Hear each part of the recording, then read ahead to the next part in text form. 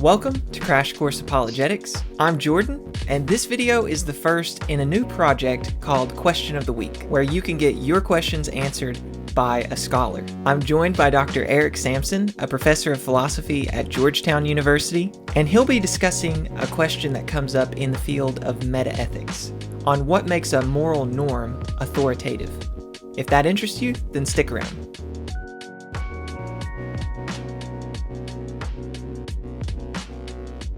What makes a moral norm authoritative? The question reveals a bootstrapping problem for morality. A moral norm P can only be authoritative if there is some external or prior authoritative norm Q that makes norm P authoritative. But then we can ask what makes norm Q authoritative. And this can continue ad infinitum. It's an analogous problem to what's known as the prior obligation objection to divine command theory. Have any thoughts on grounding moral authority? Okay. All right, what are your thoughts? Well, first I want to say I love this question. It's about the foundations of morality, which is a hugely important topic and a puzzling one for sure. So there's a short way to answer this question. The question is, what makes a norm authoritative? And a short way to come at it is just to say a norm is authoritative if and only if there's a reason, or there are reasons to comply with the norm. That's all you need. Another way to say it is a norm is authoritative if there's a good answer to the question, why should I comply with that norm? That's what the why part of that question is asking. It's asking for a reason. Give me a reason to comply with the norm, is what it's looking for. And so if we can supply a reason to comply with the norm, then the question is answered. So one norm that a lot of people think is authoritative is the norm that you shouldn't kill your neighbor. You shouldn't kill without justification. We could ask, what makes that authoritative? What reasons are there to comply? And there are lots of answers people could give. One is that it would make the person's family really sad if you killed them. Another one would be it would be disrespectful to them. It wouldn't, show respect for their aims or the fact that they're a distinct person who has their own goals. Another answer is it would deprive them of lots of future goods in their life. I mean, we could go on and on. The point is we could cite lots of reasons, and that explains why the norm is authoritative. There are good reasons to follow it. Now, it's probably no surprise to you that, if you tell this to a nihilist, they're not going to be like immediately satisfied. Like, oh, all my worries about nihilism are completely gone. So there are some reasons that nihilists doubt those sorts of reasons, and it's worth thinking about what they're looking for. Why isn't that satisfying them? So one reason it doesn't satisfy people is because there are people out there who don't recognize those reasons that I cited as reasons. So they just don't think that those are good reasons not to kill someone, or they aren't motivated to comply with the norm, don't kill people, on the basis of the reasons that I gave. It just doesn't resonate with them at a motivational level, or doesn't help them achieve their goals. And a lot of people think, look, if you can't convince somebody like a moral skeptic, to comply with the norm, then you haven't given them a reason. But I would just say that's a mistake, because I'm claiming that these are mind-independent objective reasons to comply with the norm, and the fact that other people don't recognize them as objective reasons just doesn't show that they're not genuine reasons, or that it doesn't engage them motivationally. And we can see that if you just think about any other objective piece of reality. If a rock exists, it exists independently of anyone's minds or their beliefs or their motivations, even if we all don't believe that the rock exists, even if we don't want it to exist. All the same, if it's there, then it's there, and nothing about our psychology is going to change that fact. So I don't think that the fact that people aren't motivated or don't recognize the reasons that I cited as reasons is a good reason to doubt that they're good reasons. And in general, there's a lot of people want some philosophical argument that's just going to force someone to comply with the norm, or going to just make it so that their brain will explode if they don't comply with the norm. But that's just not how philosophy works. I mean, there are people who doubt the existence of motion, the existence of causation, the existence of electrons, the external world. There's no argument that you can give any of these people that's just going to force them to see the truth of reality, that there is such a thing as causation, or that there is an external world. There just is no such argument to give, and so it's going to be no surprise that if we can't give that same sort of argument to the nihilist. But that shouldn't stop us from believing in causation or motion or objective reality. At least I think not. So another similar concern people have is that I haven't given them certainty. All that stuff that I said, it could still be the case that all those reasons I cited aren't genuine reasons, and so I haven't made them certain. that those reasons are genuinely good reasons.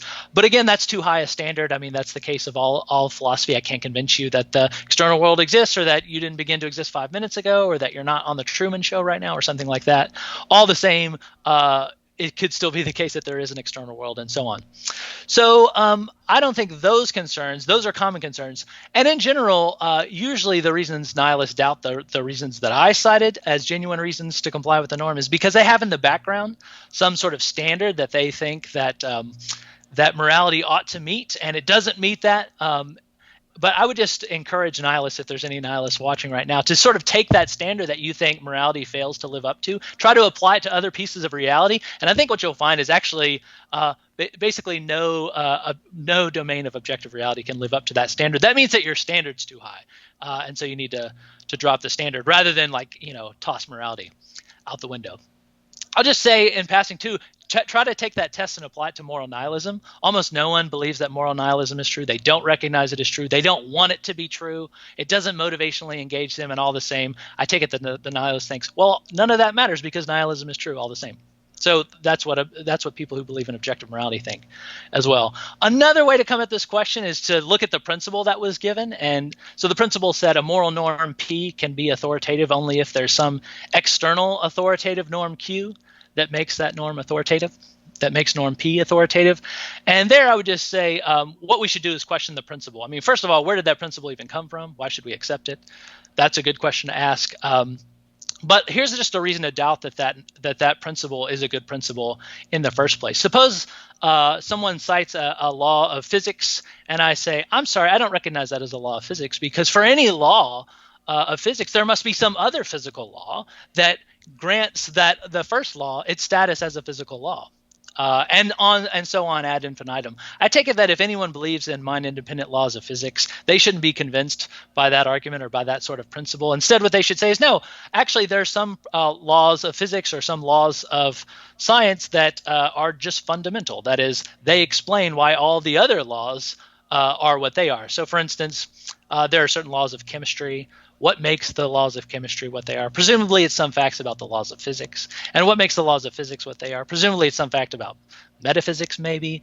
And what makes the laws of metaphysics what they are? Well, at some point, you're just going to have to say, look, at some point, the explanations bottom out. These don't go on forever. At some point, there are just some basic truths of reality that explain the less basic truths. And that's how we get explanations. Otherwise, I mean, you could apply this principle to literally anything, and then you could just say nothing could be explained. And we don't want to say that. So that's what I would say to that principle. I don't think there's good reason to accept it. And just as a sort of stepping back from it all and just making a more general philosophical point, this is usually how arguments for nihilism go. They take some philosophical principle, some abstract philosophical principle, and they say, morality needs to live up to this principle. And then they point out it doesn't live up to that principle. And then they say, well, I guess morality has to go.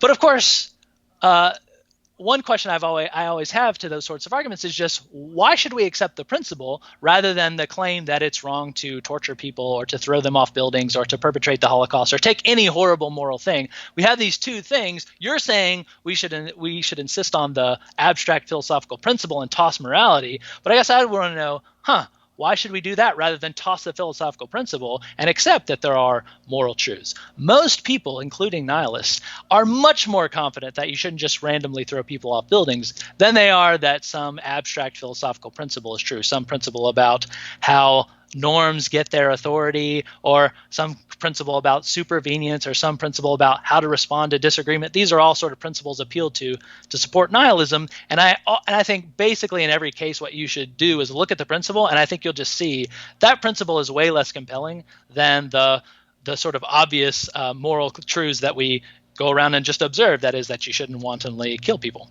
So in general, just whenever a principle is pulled out to defend nihilism, I would just ask, why should we accept the principle that you've given to toss out morality rather than toss out your principle in favor of morality? Excellent. All right. Well, thank you so much for answering that question. And if you're watching and you would like to know how that you can participate in Question of the Week, I want to explain that briefly right now. You can become a participant in Question of the Week by becoming one of my patrons. Simply go to patreon.com/CC Apologetics and just join at level 2 or level 3. Both give you the ability to participate in Question of the Week. By joining Level 3, you get bonus content, so I hope you will consider joining. Thanks for watching.